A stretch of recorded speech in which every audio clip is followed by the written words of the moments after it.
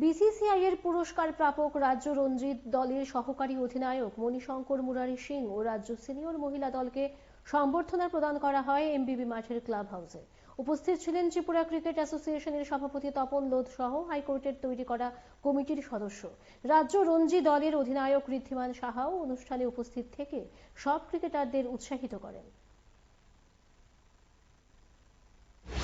Ultimately যে last 2 বছর থেকে যা প্র্যাকটিস দেখেছি বা ট্যালেন্ট দেখেছি, তা ট্যালেন্টের কোনো কম এখানে নেই।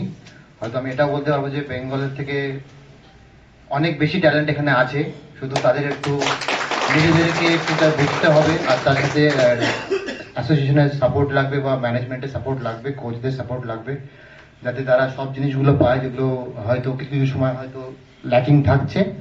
তা সেটা চাইবো যে পরবর্তী দিনের জন্য সেগুলো ছেলেদের হোক কি মেয়েদের হোক বা যে কোনো এজ লিমিটেশনেরই হোক, সব কিছু প্রোভাইড করলে হয়তো তারা কনসিস্টেন্টলি উপরে খেলতে পারবে। আর সবার মধ্যে ট্যালেন্ট আছে, তা সেটা অলরেডি মেয়েদের টিম প্রুভ করেছে, লাস্ট ইয়ারও ভালো খেলেছে, এবছর এত ম্যাচ জিতে নকআউট স্টেজে কোয়ালিফাই করেছে। আর ছেলেদের বলতে পারবো যে আমরা লাস্ট ইয়ার অলমোস্ট ভালো জায়গায় ছিলাম, কিন্তু কিছু ব্যাড ওয়েদার বা এসব কোয়ালিফাই করিনি। আর এবছর মোটামুটি ভালো চলছে, দেখা যায় কতদূর যাওয়া যায়।